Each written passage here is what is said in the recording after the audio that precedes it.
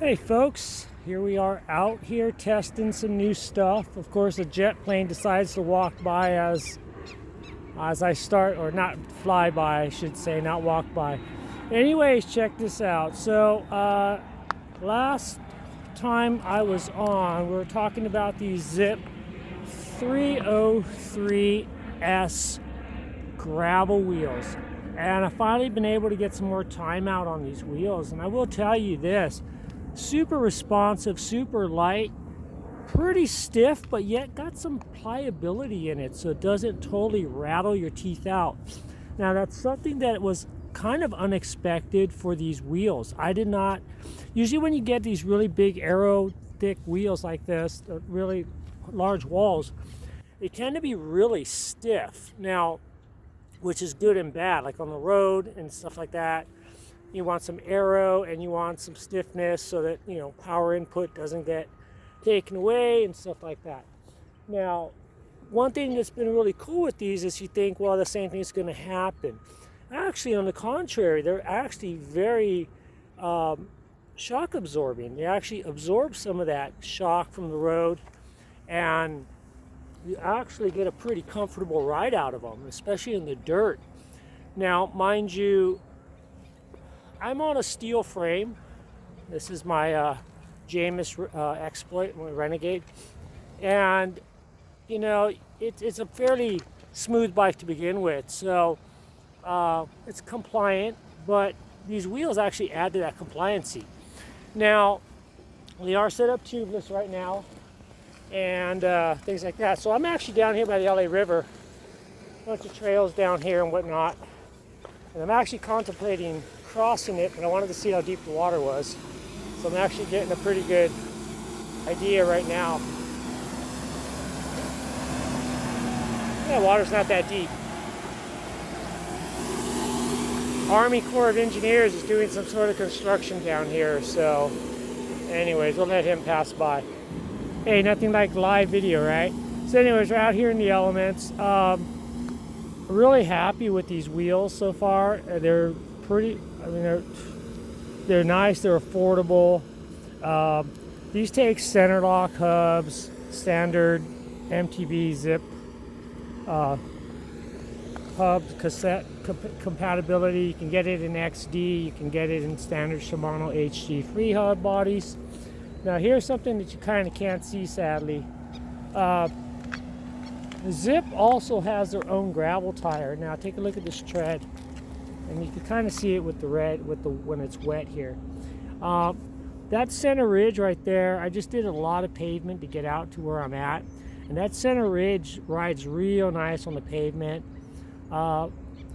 Keeps you from killing the rest of the knobs there, but it's a nice little solid ridge there, so when you're running the straight line pavement, it's pretty smooth.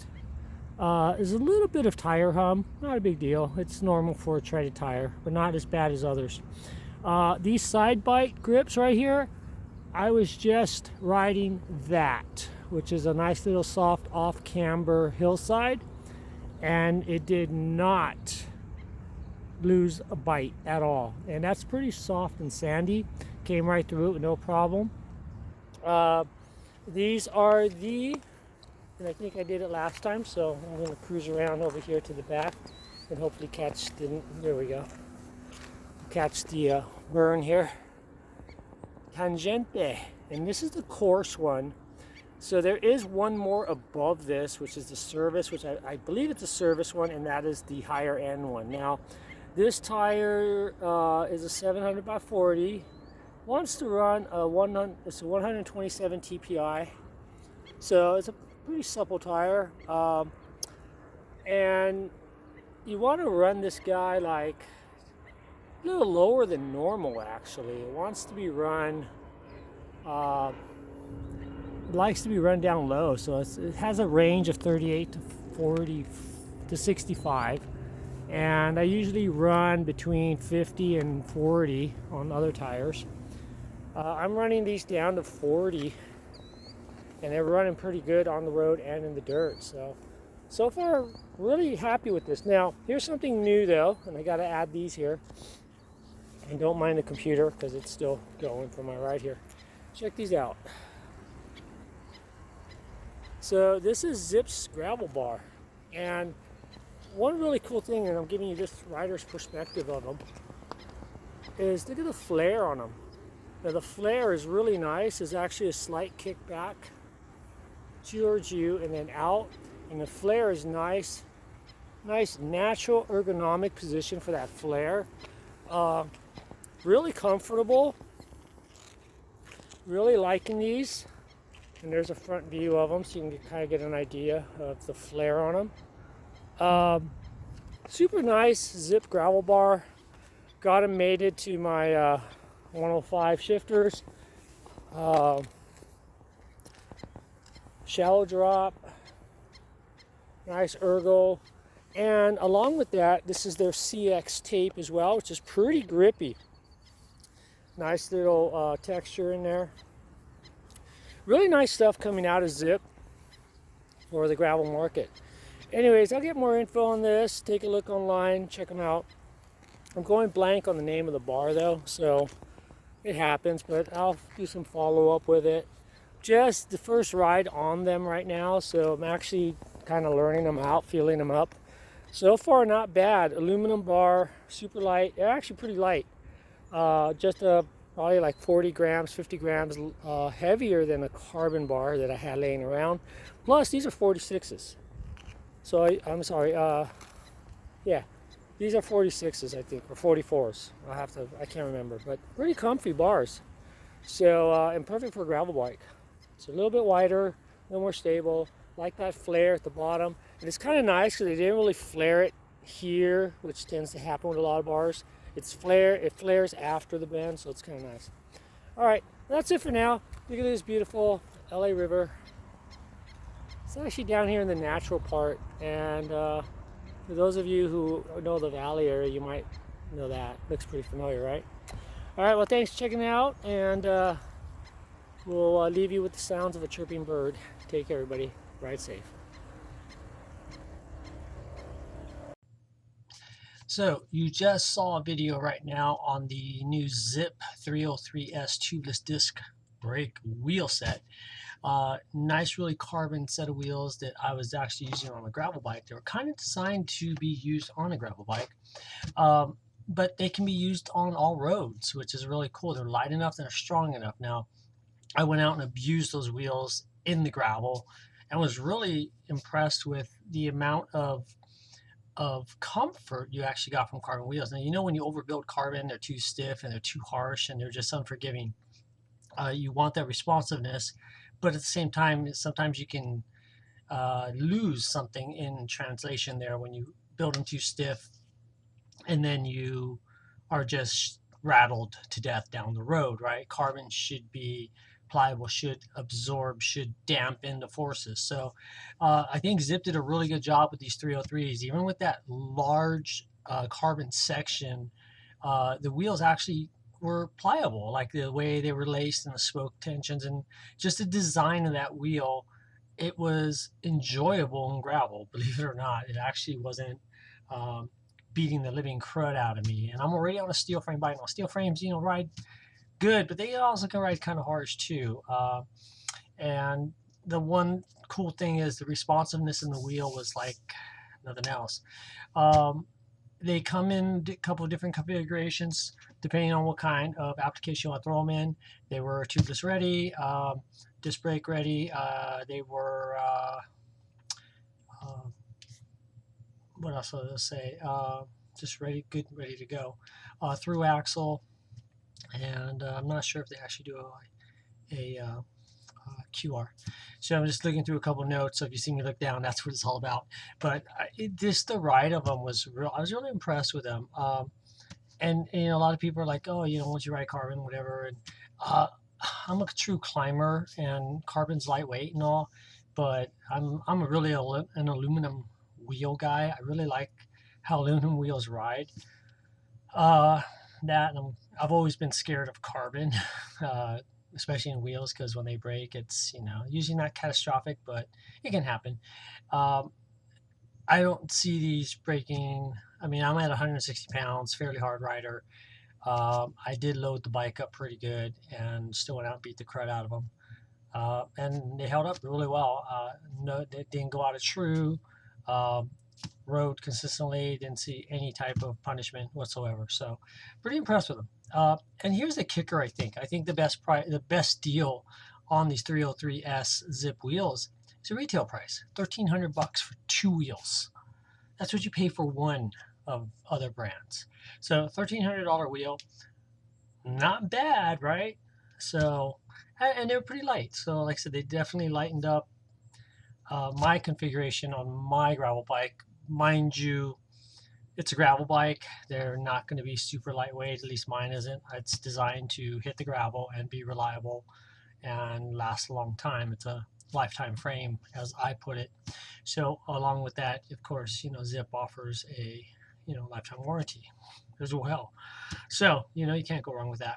But just some of the details, if you're into them. It's a 45 millimeter rim depth. So it's the same as a 302 disc if you're familiar with the Zipp line. The rim width is 2 millimeters wider, so it's 27 millimeters wide at the tire bed, and the tire bed is 7 millimeters wider, so it's 23. The rim platform it works best. It's really designed to run around 28 millimeter road tires, really. So these wheels can be used road or gravel. So it's kind of nice to be able to do that. But yeah, ideally it's optimized to have a 28 millimeter tire perfectly placed on that rim bed. What else is it got to say? It's very efficient, and I was really surprised.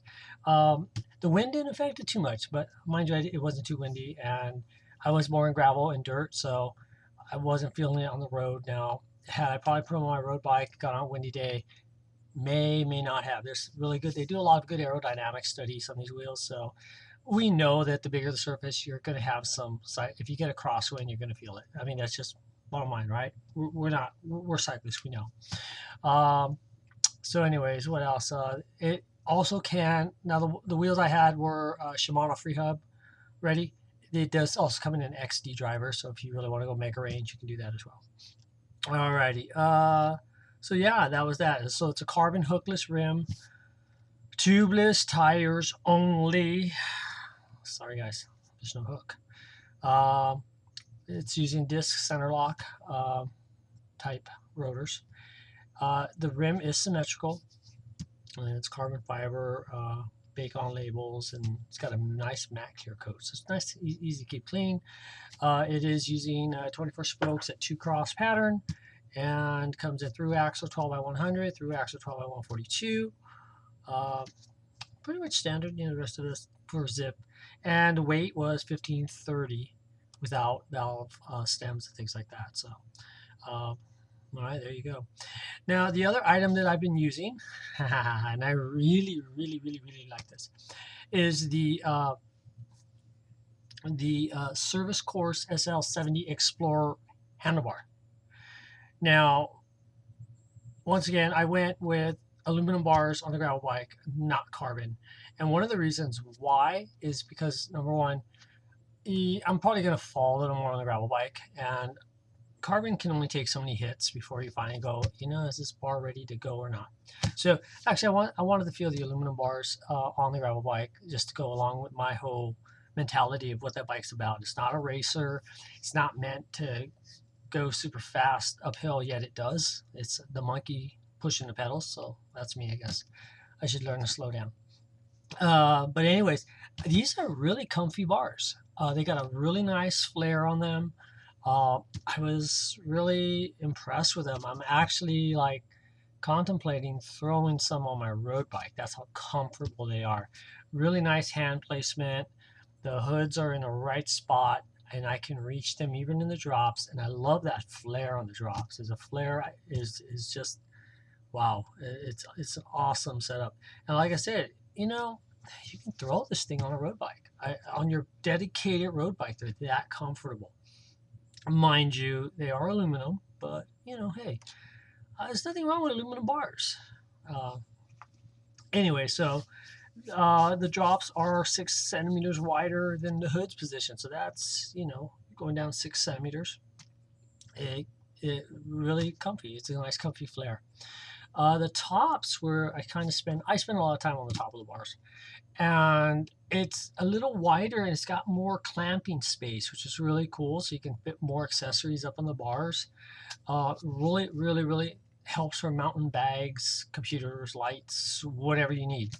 Um, and then, so you can do all kinds of stuff. And then it meets all the ISO, it's ISO 4210 compliant, so it conforms to safety standards and whatnot. Uh, so they come in, it's about a 70 millimeter reach. Now, if you notice, that's a short reach, right? Because like, so when you're up on the hoods, uh, it gives you a little shorter reach to get on the hoods, better riding position. It's got a 150 millimeter drop. And then once again, we talked about 6 centimeter flare. Clamps at 31.8 diameter, the standard stuff. Comes in 40, 42, 44, and 46. Okay. Now, I'm going to make a little side note. It has nothing to do with the bars. It has to do with my setup on my bike. I'm actually running these wider than normal on my gravel bike. I went up to 46s, I believe. And I encountered another problem that I wasn't sure about why it came about. I thought it was something in the bike. It's actually me. When you go to a wider bar, you actually load your bike a little more in corners and stuff like that. And depending on your frame setup, you might actually start getting some brake rub. And I found out that that's what I was doing. I couldn't figure out. I thought my brakes were off, and it turns out that it was dummy me. When I go into a corner really hard, or I'm standing up on the bike, I'm really pushing hard. With the extra wider bars, I'm throwing more leverage into the fork and into the rear triangle, and I'm actually causing my bike to rub the brakes. So it cleans it up after a couple of rotations. So everything recenters itself. So, but anyways, I noticed that when I went to a wider bar. So it's it is what it is. So anyway, that 6 centimeter difference between the drop where the controls mount and the flare on the bottom of the bar turns out to be about 5 degrees. Okay, so when you do all that math and stuff like that, ends up about there.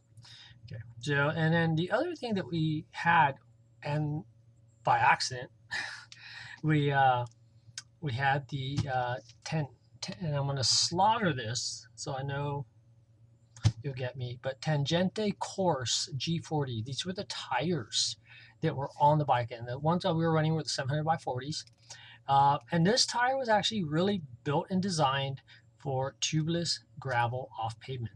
It was specifically designed just for that. It wasn't something they had and said, we're gonna do this and then make it compatible with this. They designed it from ground up. So ground up, design tire. It's really grippy, and as I mentioned in the video, that center ridge was awesome. I mean, when you're on a pavement and you're going, center ridge is like this good old fashioned bike shop tires with a center line. It did the same thing, but you had it in a performance tire. Super grippy. Once you fiddle with the air pressures, as with any gravel tire and any riding condition, right now in Southern California, where I'm based out of, the conditions are getting really, really, really powdery. A lot of dust over hard. So you're getting a lot of slippy. So right now it's really, if you want to find out what a really good tire is, now's the time to go out there and run some into the ground. But it's very grippy rubber, and the side bites, the side knobs on the tires really bite very well. Like I said, in that video, I did some little off-camber soft, and I actually tracked a straight line. Never felt like I was slipping, sliding, or anything like that. On the road sections, super quiet. Actually, that's one thing I liked about them. They were very quiet. I did have to air these down a little more than I normally ride my gravel tires, which was, I was told I was probably going to have to do that anyways. I do like to run them a little harder for the pavement. I ended up noticing that as I ran these lower, they rode better on the pavement. I didn't lose any time, so it was kind of like, okay. I didn't feel any harder effort trying to get them moving. It seems weird, but for some reason, it's how it worked out. Held up well in the rocks. Usually when a very soft, grippy tire, you can start seeing, when you get into a lot of rock riding, you actually start seeing chunks of the rubber pull off and tear off, and didn't see it happen this time. So far, I was really happy with those tires. They worked really well. And let me think what else about them. So tubeless ready, tubeless tires, I should say, not tube, yeah, tubeless ready, and they are tube compatible. So if you do want to run tubes, you can. Once again, if you're running them on a Zipp 303S wheel, however, that is a tubeless only rim. So you make sure your rims, and when it comes to road loop tubeless and gravel tubeless, be careful about your rim tire combinations. Make sure they are legit. You do get up in higher pressures with a gravel tire, and you can actually blow those things right off. Um, I've got stories. If you ever want to sit down and talk to me about stories about dabbling with questionable tubeless tires and tubeless rim combinations and things that have happened to my hand thanks to a tire. So I'm sure everybody's had the experience. Anyways, so just a couple of notes on the tire. 30 to 65 psi is the range, and I actually was way down. I was well down in the lower range, and I'm at 155, 160 pounds. Um, with gear on the bike, and I was actually running probably about 10 degrees, I'm sorry, 10 pounds lighter than I normally ride on my other gravel tires that I use. So, and they rode really well. This tire, the 40, is a 127 TPI, had a tan sidewall, so it looked really cool actually. I really like tan sidewalls. And then it had aramid in it, so that was the puncture resistance. That's why I said when I was going through the rocks, slamming through stuff, I actually, you can, I mean, no punctures at all, no cuts, no anything, and that's that aramid bead to bead. So it's, all the way wraparound tire. It's protected. It helps with those sidewall cuts and whatnot. Now, so far, like I said, I ran it through rocks. I didn't slice it on anything, so call me lucky. I mean, we all know we add all these features to these rims and tires and whatnot, and things can happen. But for the most part, I felt really confident with these tires. So take a look at them. You can find them all over on Zipp's website, and you can get all the information there. And just a little bit of oh, I forgot to give you the specs. Tires retail for about 65 bucks, which isn't bad. That's a going rate. It's actually on the lower side for a gravel tire and a tubeless tire at that. And then the bars were at retail at $110. That's not bad. It's pretty good price for a set of bars, a real nice set of bars. And once again, on the wheels, they were $1,300 for the set. So hope this helps you out. Take a look at the Zipp line for the gravel bikes there and the road bikes. Those wheels from Zipp, those handlebars, and that tire it's a really good combination. Take a look on their website for more information. Thanks for tuning in, you guys, and we'll see you on the next time around.